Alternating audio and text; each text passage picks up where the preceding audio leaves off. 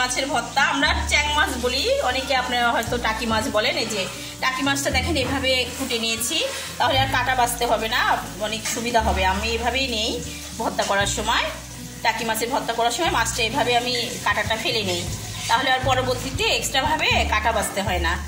এটা হচ্ছে টাকি মাছ, আমরা বলি চ্যাং মাছ।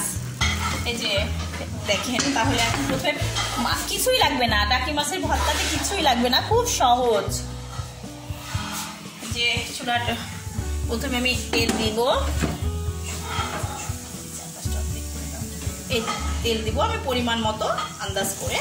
দেখেন খুব সহজ, এই ভর্তাটা কিন্তু খেতে অনেক মজা, আপনারা অবশ্যই ট্রাই করবেন বাসাতে। পেঁয়াজটা বেশি করে দিই আমি টাকি মাছে, খুব মজা লাগে। মরিচটা, কাঁচা মরিচটা দিয়ে দিব, আর রসুন কুচি দিচ্ছি, রসুন কুচি দিয়ে দিলাম। সামান্য একটু হলুদ দিব, হলুদটা বেশি দেই না, আর শুকনো হলুদটা দিয়ে দিলাম। অল্প হলুদ দিই, অল্প হলুদ দিলে মজা লাগে। আর শুধু এই যে আন্দাজ মতো একটু লবণ দিলাম, আন্দাজ করে আপনারা আবার লবণ পরেও দিতে পারবেন। একটু শুকনা মরিচও দিয়ে দিলাম কয়েকটা, আর এই যে মাছটা দিয়ে দিচ্ছি। ভর্তাটা খুব মজা লাগবে।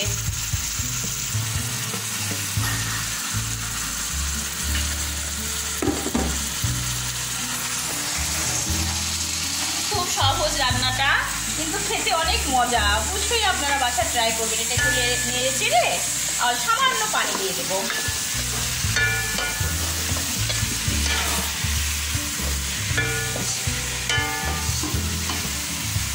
পানিটা খুব অল্প হবে। এই যে হয়ে গেছে,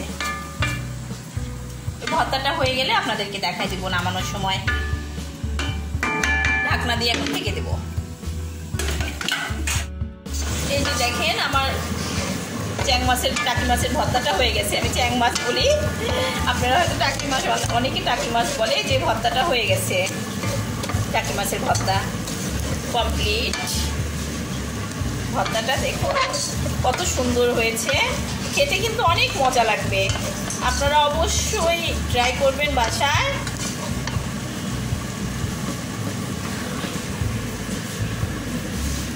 আর অবশ্যই বাসায় ট্রাই করবেন আর কমেন্ট করে জানাবেন। খুব সুন্দর লাগবে খেতে, কিচ্ছু দেওয়া নাই, আপনাদেরকে দেখাই দিছি।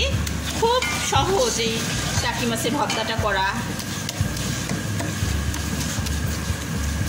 হয়ে গেল, কমপ্লিট।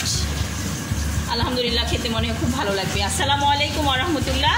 পরবর্তী রান্না নিয়ে আবার আপনাদের সঙ্গে দেখা হবে। সবাই ভালো থাকবেন। এখন করোনার সময়, এই সময়টা আমাদের সকলকে সুস্থ থাকতে হবে। বেশি বেশি করে সাবান দিয়ে হাত ধুবেন, বাড়িঘর পরিষ্কার রাখবেন, বাড়িতে যারা সাহায্য করে আপনাদেরকে ওনাদেরকেও পরিষ্কার রাখবেন, আপনারা নিজেরাও পরিষ্কার থাকবেন। আমরা সবাই সুস্থ থাকার জন্য আমরা সবাই পরিষ্কার থাকবো ইনশাআল্লাহ। সবাই ভালো থাকবো, রাখছি। সবাই ভালো থাকবেন। আসসালামু আলাইকুম ওয়া রাহমাতুল্লাহ।